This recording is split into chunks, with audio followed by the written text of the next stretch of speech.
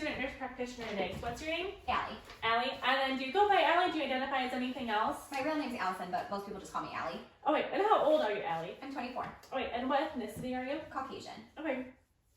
So what brought you in today, Allie? I've been having some belly pain. Belly pain. Where would you say this belly pain's at? It's more on the right side and kind of lower. Alright. How long has it been going on for? About 2 days. 2 days. Would you describe this pain as aching, dull, sharp shooting? It's sharpshooting. And does this pain happen all the time? Does it come and go? It's pretty constant. Alright. Does anything make this pain better? I've been taking Tylenol, and that seems to help a little bit. Alright. How much Tylenol have you been taking? About 1,000 milligrams. How often? Every 6 hours. Does anything make the pain worse? Just when you push on my stomach. Alright. And when does the timing worse at night, in the morning? No, it's pretty much all the time. Okay. Does the pain radiate anywhere? Do you have any other symptoms? It doesn't radiate anywhere, but I did have a fever last night. A fever? Okay. How high did this fever get? To 102. Okay. Did you take the Tylenol for fever also? I did, and it seemed to help. Okay. On a scale of 1 to 10, how would you rate this abdominal pain? 10 being the worst pain ever. A 10 out of 10. Okay. And what do you think this could be? My friend had appendicitis a couple years ago, and so she told me I should get checked out for that. Okay. Let's figure this out then. As far as your past medical history, have you ever been hospitalized for anything? No. Ever had any surgeries at all? No. Any recent illnesses besides like this fever and abdominal pain? No. No. Do you have any like chronic conditions like asthma, hypertension, diabetes, stuff like that? Nope. Wait, does your family have any chronic medical conditions like that? Asthma, hypertension, diabetes? My dad had a heart attack a couple years ago, but I think that's it. Okay. Where do you work at, Allie? I work at the hospital. Wait, what do you do at the hospital? I'm a nurse. Do you generally enjoy your job? Mhm.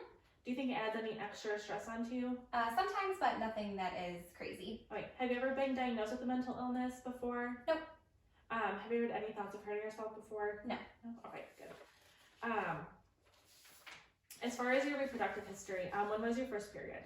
I think I was about 10. 10. When was your last period? It ended about 2 weeks ago. Do you get one every month? Are they pretty regular? Mhm. Do you have any concerns with that? No. No? Okay. How many sexual partners have you had before? Just one. I've been with my husband for about 5 years. Okay. Have you ever had a history of any sexually transmitted diseases? No. No. Have you ever been pregnant before? No. Do you wish to become pregnant? Not currently. Okay. Are you on any forms of birth control? No. Okay. As far as like your history, do you have any allergies at all? No, not that I'm aware of. Any like seasonal allergies, environmental? Sometimes I'll get some allergies in the spring with the pollen, but Okay. Do you have any allergies to medications? No. Any food allergies? No. Okay. Do you take any medications at home besides this Tylenol? No. Okay. Do you do any recreational drinks at all? No. Do you smoke, vape, chew tobacco? No. Do you drink alcohol? Yes, occasionally with dinner. Okay. How many glasses would you say a week? I would say maybe about 3 beers a week. Okay. Are you up to date on your vaccines? Yes, When did you get a flu shot this past year? I did. Do you know what month that might have been? I think around October. Alright, did you get the COVID vaccine yet? I did. Did you have both doses, just your first dose? I've had my first dose. I get my second dose in about 2 weeks. Okay, describe a typical diet for me. I try to eat 3 meals a day when I can. I usually have like cereal in the morning, a sandwich for lunch, and then a bigger dinner. Alright, do you exercise at all? I try to about 2 to 3 times a week. Okay, what do you do in exercise? I'll go for a walk or a run outside. Okay, and how many hours of sleep do you get at night? I try to get 8, sometimes less, sometimes more. Okay, do you feel well rested when you wake up? Yes. Alright, now let's kind of move on to your symptoms. You said you've been having fevers? Mhm. Have you felt fatigued at all? No. Alright, any new rashes or lesions on your skin? Nope. Have you had any headaches or dizziness? No. Any blurred vision, dry eye? No. Any ear pain or drainage from your ear? Nope. Any nasal congestion or drainage from your nose? Nope. Any difficulty swallowing? No. Or tooth pain? Mm-mm. Any neck stiffness at all? No. As far as your breasts, any new lumps? No. Any excessive like breast tenderness? Nope. Any chest pain or any periods where your heart feels like it's racing too fast? No. Any difficulty breathing at all? No. Any cough? Nope. Alright, as far as your stomach goes, have you had any changes in bowel movements with this abdominal pain? Not my bowel movements. I've had a little bit of a decreased appetite just because I've been having some belly pain, but I'm still eating. Okay. Any painful urination? No. Any difficulty going? Nope. Any joint pain or stiffness? No. Any recent weight changes? No. Any excessive bruising that you noticed or bleeding that can't seem to stop? Not that I've noticed. And they said you didn't have any psych history and no thoughts of hurting yourself? No. No one's ever told you you had hallucinations before? Nope. Oh, then let's start your exam. All right. We're now going to begin the respiratory assessment. So first, I would start by washing my hands and then noting the general appearance of the patient. Looking at the patient's rate, per her vital signs were 16, which is still appropriate for now, and again is appropriate for the patient. Observing her rhythm is smooth and regular. Depth is appropriate for patient. She has unlabored breathing and no audible wheezing present. Looking at her color is pink throughout with no signs of cyanosis. Looking at her trachea is midline and non-deviated. She is not using any accessory muscles and there are no retractions noted. Looking at her thorax, it is symmetrical with no deformities. Looking at her AP to lateral diameter is 1 to 2, which is appropriate for patient. And respiratory movement is symmetrical and not impaired. So next we're going to palpate the patient. Just let me know if there's any pain or tenderness noted.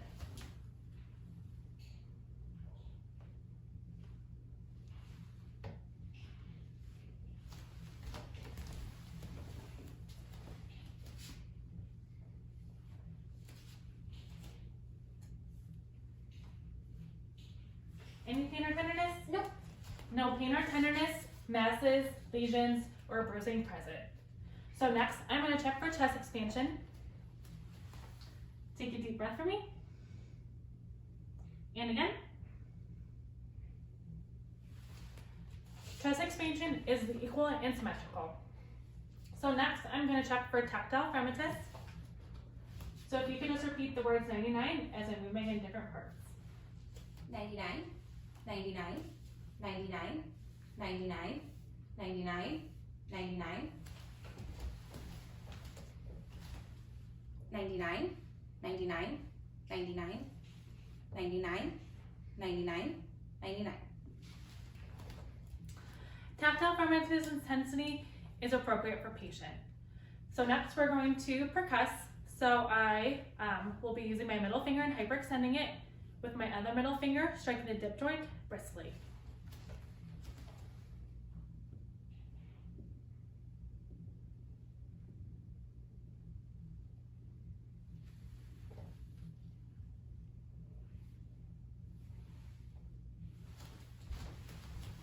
If you can just cross your arms in front for me.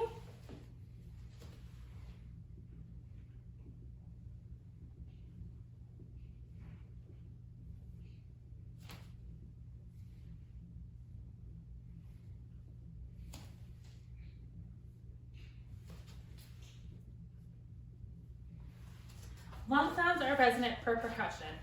So next I'm going to check for a diaphragmatic excursion. If you could take a deep breath for me and hold it.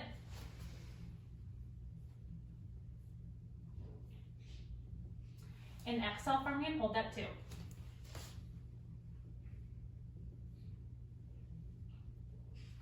Okay, once more for me, take a deep breath and hold it. And exhale for me and hold that.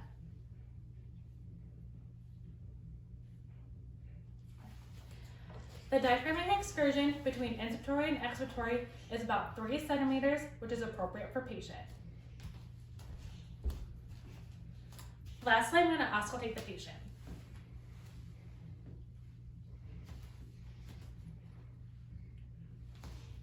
Just take a deep breath for me with your mouth open.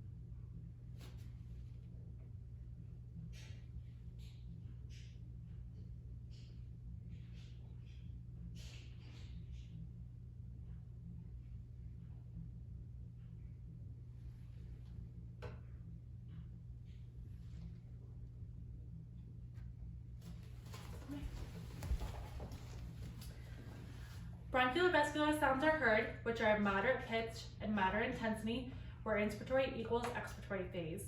Vesicular lung sounds are also heard, which are of low pitch and low intensity, where inspiratory is equal to inspiratory is longer than expiratory. There are also no adventitious sounds such as crackles or wheezing. Now we're going to begin our cardiac assessment. First, I would wash my hands and place the patient at a 30-degree angle. I'll then note the patient's general appearance and then inspect the JVP and the carotid arteries. The JVP is non-pulsating, while the carotid arteries have brisk pulsations. I will then inspect the PMI. The PMI has no abnormal pulsations present. Next, I'm going to palpate the carotid.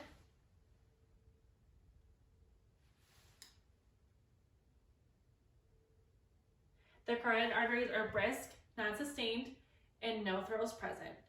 Now I'm going to palpate the PMI. The PMI is located in the fifth intercostal, the midclavicular line. The pulsations are also brisk, non-sustained, and no throes present.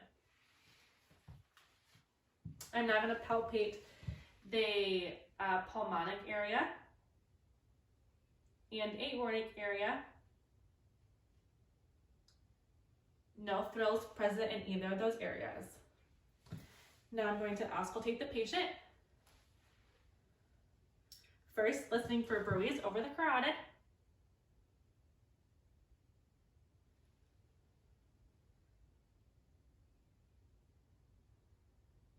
No bruits are heard over the carotid.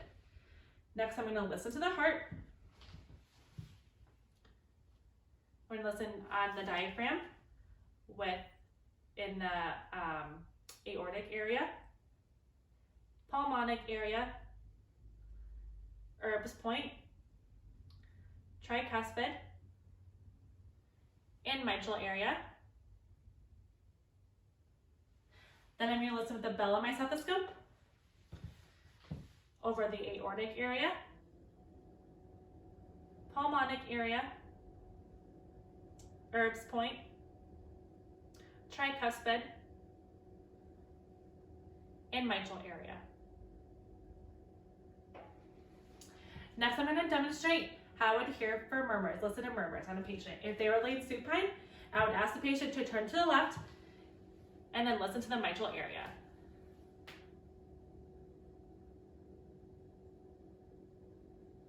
If the patient was sitting up, I would ask them to lean forward while I again listen to the mitral area.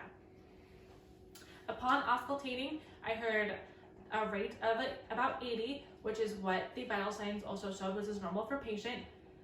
It was regular rhythm, and no adventitious sounds such as S3, S4, or any murmurs present.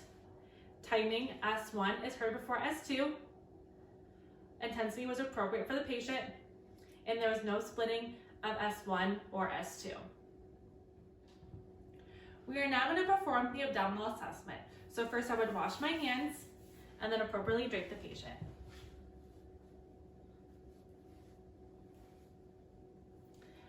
First, I would begin by inspecting the patient's abdomen. The abdomen is symmetrical, the contour is flat, there are no scars, striae, or lesions present. The umbilicus is appropriate for patient, it is non-inflamed and non-bulging, and there's no peristalsis or aortic pulsations present on inspection. Next, I would auscultate the abdomen.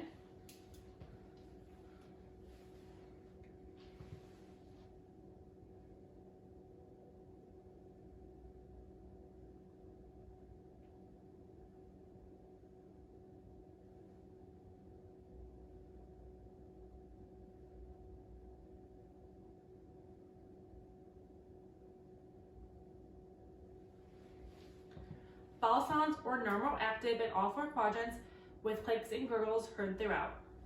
Next, I'm going to auscultate the abdominal arteries. Starting with the aortic artery,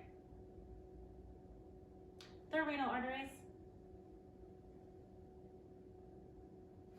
the iliac,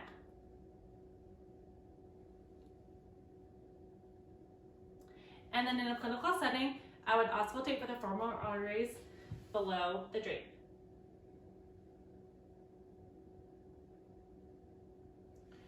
Bruits are not heard in the abdominal arteries. Next, I'm going to percuss the patient's abdomen. I'm going to hyperextend my middle finger while using my other middle finger, briskly spiking the dip joint.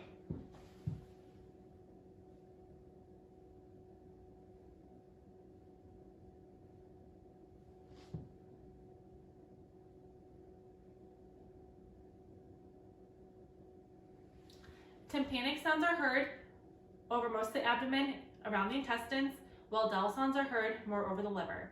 Next, I'm going to measure the liver.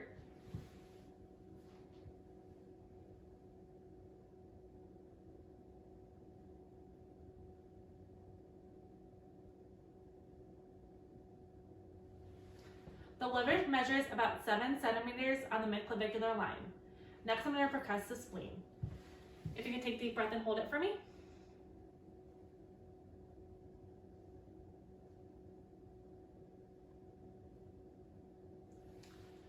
There is no dullness heard, which means there is no splenomegaly. Next, I'm going to palpate the patient's abdomen.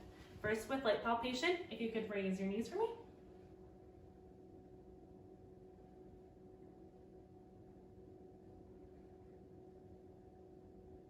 Any pain or tenderness? Yeah, on the right lower side. Pain or tenderness noted in the right lower quadrant, but none in the other 3 quadrants. Next, I'm going to perform deep palpation.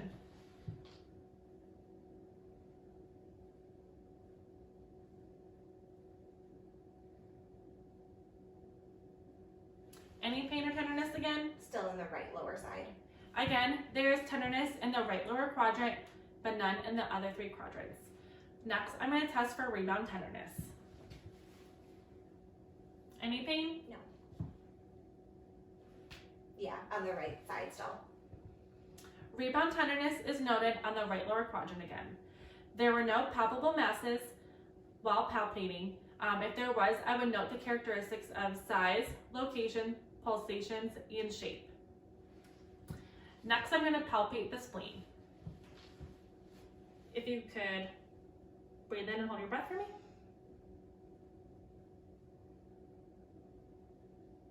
Any pain or tenderness? No. The liver's edge is smooth and non-tender. Next, I'm going to palpate for the spleen.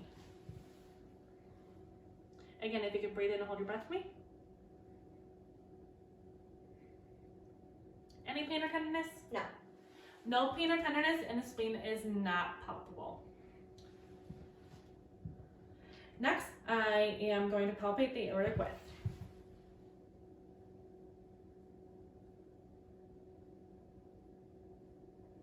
The aortic width is about 2 centimeters, which is appropriate for the patient. Now, if you could sit up for me, I'm going to test the CVA tenderness. Let me know if there's any pain or tenderness. Any pain or tenderness? No. There's no pain or tenderness noted in the CVA test. You can lean back for me. Next, I'm going to test for ascites. If you could place your hand midline for me like that.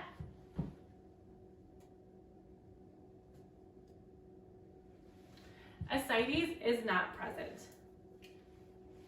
Next, I'm going to test for the Rovsing sign. I'm pressing on the patient's left side to see if there's right-sided tenderness. Yeah, on the right side. The Rovsing sign is positive with right-sided pain with left-sided palpation. Now I'm going to test for the psoas sign. Any pain or tenderness? Yeah, on my right side. Any pain on that side? Nope. Pain in the right lower quadrant with the psoas sign. Next is for the obturator sign. Again, we'll flex the hip and turn internally. Any pain or tenderness? On the right side. Any pain or tenderness? No. Pain and tenderness noted on the right lower quadrant, again with the obturator sign. Lastly, we will test for the Murphy sign. I'm going to press on the right upper quadrant. If you could breathe in for me. Any pain or tenderness with that? No. So Murphy sign is negative. There's no pain or tenderness. We are now going to perform the peripheral vascular assessment. So first I would start by washing my hands, And then we're going to inspect the patient's arms. First, looking at the size, shape, and symmetry. Size is appropriate, so is the shape, and arms are symmetrical. Color is nice and pink, which is appropriate for patient, even down to the fingernails. And there are no prominent veins present. Next, we're going to inspect the legs.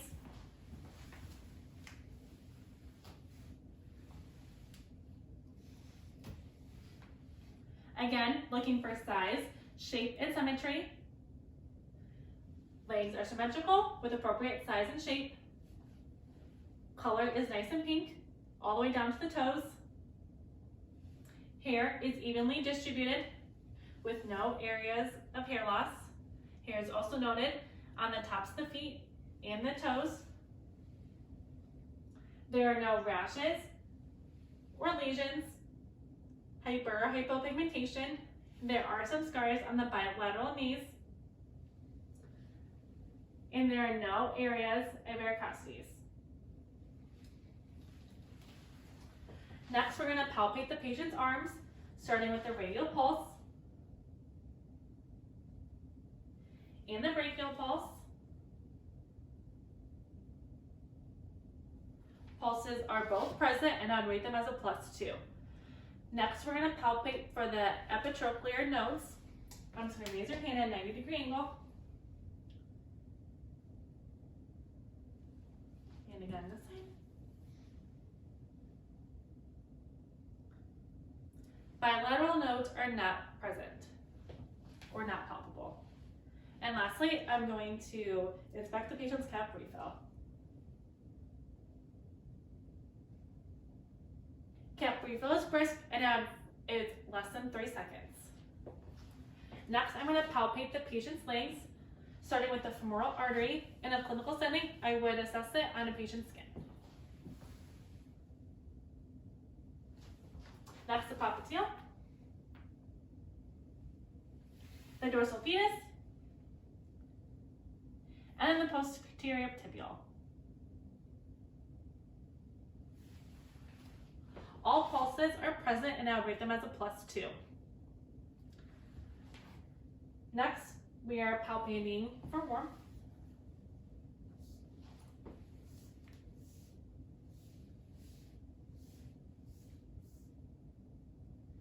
Patient's skin is warm throughout, even towards the toes. I'm also going to palpate for edema. Edema is not present, and if it was, I would rate the pitting edema. And then lastly, we're going to check for cap refill.